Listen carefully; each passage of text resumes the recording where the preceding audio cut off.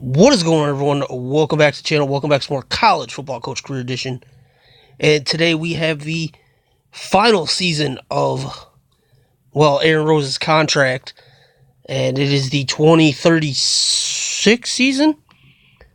I believe Tennessee, we have the 28th recruiting class, second year in a row. Yes, it is the 2036 season. And we are the 70th projected team. And like I said, it is our second year in a row with a recruiting class in the top 30.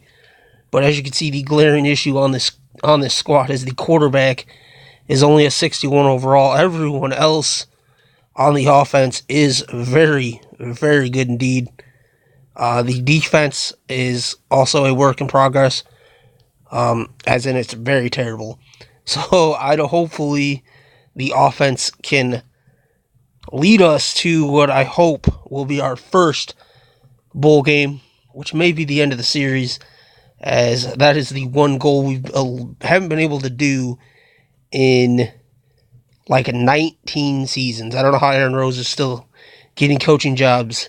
If it was real life, he probably wouldn't. But let's get this thing rolling. Louisiana Poly is our first opponent here. We have a very easy non-conference schedule. We do get the win there, 37-24. Now we're taking on Providence, who are ranked 111th in the country. And we get the win there as well, so we improved to 2-0. And now we go at Tulsa, who are ranked 94th. Can we get a clean sweep in non-conference play? No, we cannot. We lose. That hurts, because we needed that win, because apologize for that. My alarm randomly started going off. I don't know why. Anyway, let's open up conference play at number 1 Auburn. So not an easy way to open up conference play by any means. And we get the loss 28-17. That loss at Tulsa is really going to hurt us because, as tough as our conference play is, it's hard to get wins in conference, and we need as many as we can. And now we're going to take on number 1 Mississippi. So Auburn beat us, and they fall to 4 in the standings. So we're facing the number 1 team in the nation 2 weeks in a row, and we're going to get slaughtered there. Now Auburn's number 1 again. That's weird. I don't know why it's changing like that. Anyway, let's move on now. 2-3 we are, taking on Kentucky. We're hosting them. They're ranked 71st. And we lose again. So 4 losses in a row, fall at 2-4. Things aren't getting any easier versus Georgia in week 7. But we do get back on the winning track there with a 37-14 win, which is good because we have Arkansas now, so hopefully we can steal another one here because the rest of the schedule looks pretty tough. And we do get that win as well, so we improved to 4-4. We're back at 500. But the final 4 games are 2-4 against ranked opponents. Florida could be ranked by the time we play them. Then we close with Mississippi State, with hopefully would be a win. I don't know. We'll see. It's at home. We got to get there first. We're taking on Alabama this week, number 3 in the country. 3rd top 5, and we upset them and win 22-17. Wow. Alabama goes down. We knocked them down to 7th. And we're 5-4, which I believe is the most games we've ever won. Let me check that to be sure, but I'm pretty sure, yes. As you can see, that is the most games we have ever won. No, we did not. We won 6 in 2 years ago. 3 years ago. I forgot about that. So one more win will match our most wins. We're at Florida. Can we get it done? 3-game win streak. No, we lose by a point and fall back to 5-5. So now the final 2 games, home games, we need to try to win both of these. Hopefully we can win at least one, though. Versus South Carolina. And it's a win, 31-16. We improved to 6-5. So now we do tie our win total. And we have a home game against Mississippi State, who are lower ranked than us. Can we do it, guys? Get to 7-5. First time we'd ever be above 500 in this series. Oh, we lose. So we fall to 6-6. Wasn't meant to be. And we're going to miss out on a bowl game again.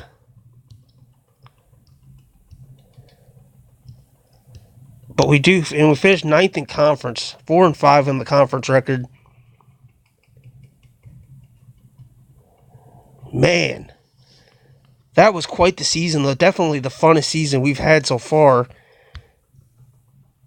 Santana Holden comes into play. So Jackson must have got injured. Yeah, just that last game he got hurt. So Jamarcus Howard, we couldn't get him to a bowl game. He's going to end his career. He did go over 1,000 yards this year, 1,108 touchdowns. Let's see what his career numbers look like. He ends up with 3,800 career yards, 30 touchdowns in 48 games. And then Zach Jenkins also leaving us. He had 906 8 yards. We almost had... Wow, we did have 2,000 yards between the two. He was a backup, obviously, his whole career, so his numbers probably aren't that great. 1,614 touchdowns, respectable touchdown numbers. Sidney Rose is also leaving us, unfortunately. 911 8 touchdowns in his career, so we're going to have some offensive weapons to replace. He really only had 1,500 yards, 12 touchdowns, though, in 47 games. In his defense, they didn't really have much of a quarterback. And then Dominic Love, 291 yards. Not so great for him. Devin Robertson, 5'11", 5 touchdowns. They're both sophomores. They'll be back. Andre Gore, the sophomore, 87 overall already. 371, 3 touchdowns. And only offensive lineman we're losing is Josiah Gray. So we got 3 good O-line coming back. Flowers, it wasn't that great anyway for us. He had 2 sacks this year. Ended up with 6 sacks in 42 games. We won't miss him too much. E.J. Alexander, a couple sacks. DeMarcus Montgomery, walk-on. No sacks. Must have had a lot of injuries on the D-line here. And Thomas Wilson, sad to see him go. He was very good for us. He had 137 tackles this year, 2 sacks. Ended up with 438 tackles in 48 games. That's really good. Rod Garrett, walk-on, 64 overall, 79 tackles. Man, this defense was a dumpster fire. Probably would have won 10 games if we had any talent on defense besides Wilson and Flowers. 44 tackles for Brian. Did he even have a pick? He had 1 interception. Deontay Reynolds, 1 interception. Darian Harris, no interceptions. Man, this defense was garbage. Luckily, most of these guys will be gone, and we will have a much better defense next year if we didn't get fired. Which, that's what we're going to find out now, if we have a job or not. First player awards, Ty Peterson, tight end, gets the Heisman. That's kind of... I don't think that would ever happen. Roy Schmidt, D-line, gets Defensive Player of the Year. Coach of the Year goes to Tanner Williams. He led Northwestern to another undefeated season.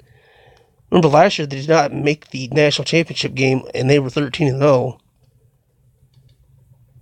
Freshman of the Year goes to Rich Tucker of San Jose. Scroll through the All-American team. Definitely no Tennessee players. And I forgot to look at All-Conference. So let's go back and look at that.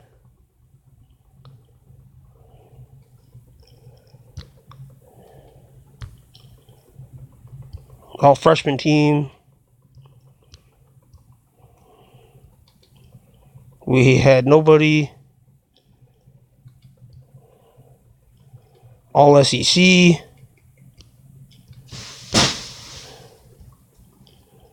Nobody. Okay, so let's find out if we still have a job here. And Auburn wins the national championship. So we lost to the national champions. And your team finished 56, ranked 5, 6-6. Supposed to go 4-8. So we get 2 prestige points there. And announced today that they will be adding Tampa to their conference. I didn't even know you could do. I didn't even know the conferences would change. Been awarded with a new contract for 3 years, so we didn't get fired. That's good. And really, I mean, South Carolina, but we're going to say where we're at. I want to see this thing through.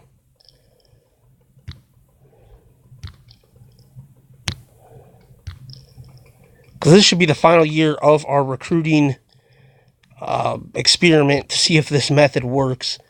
And we're actually getting a quarterback transferring in, sophomore Eric Newsom, 72 overall from Oregon State. So that's good. He'll be better than the one we have.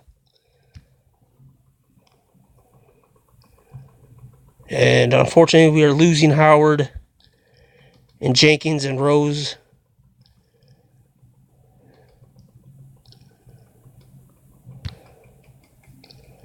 So let's begin the recruiting process. Ooh, there is a 5-star quarterback. We obviously cannot afford him, but... So we do need a quarterback.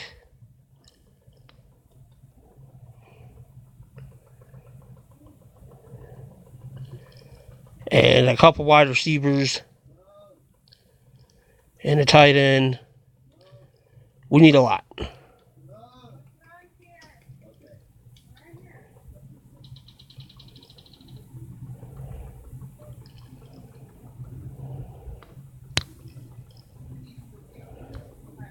So we'll start with receiver.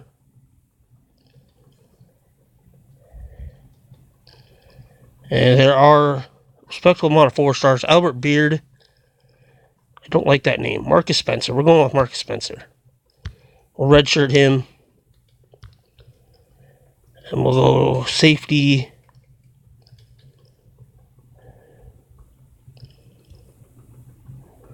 Chase Apple. Why not? Redshirt Chase Apple.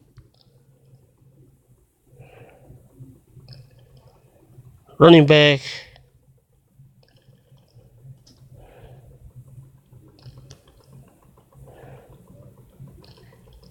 Nick Harvey will redshirt him.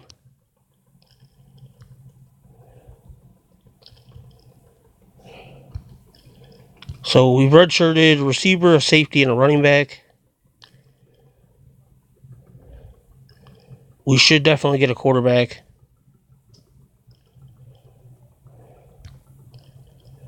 See what we can do for that.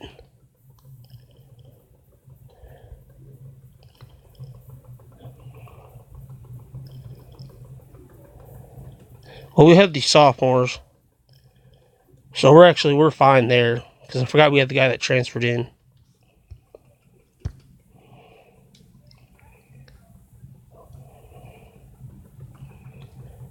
Using O-line.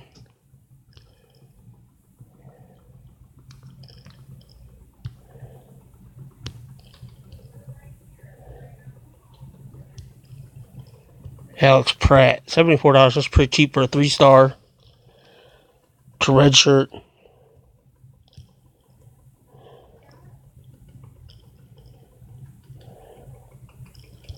Marquez Dawson. So $69 to fill the rest of these spots that we need. PJ Ellis. Trey Terry.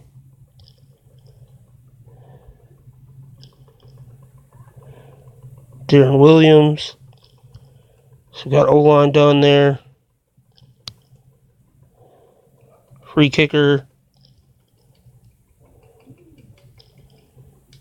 We need 2 running backs, a receiver, a tight end, and a corner for $23.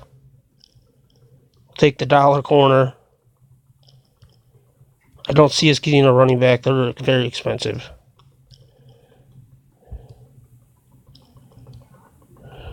There's a dollar receiver and a dollar tight end. Well, that'll work out. So we'll take him, Bryant Chandler. And then there is a dollar top receiver. And a dollar tight end. Hunter Tyson. And we're good. So we got all roster spots filled besides the running back. Still need one more, but we'll get a walk-on for that. And let's see what we got for recruiting. 40th. So we've had 3 straight top 40 recruiting seasons and are projected to rank 50th with a 5-7 record. We got a 3-year contract. So make sure you're coming back next time for the 2037 season, guys. If you want to enjoy this video, please do smash that like button down below. Be sure to subscribe if you haven't already for more College Football Coach Career Edition here on the channel, as well as the other series which are coming back next week. Our Buck series, A series, and we're starting the Teambuilder Dynasty as we hopefully wrap this thing up here within the next few days. And we'll get back to just that on the channel. As always, guys, thanks for watching. Until next time. Peace.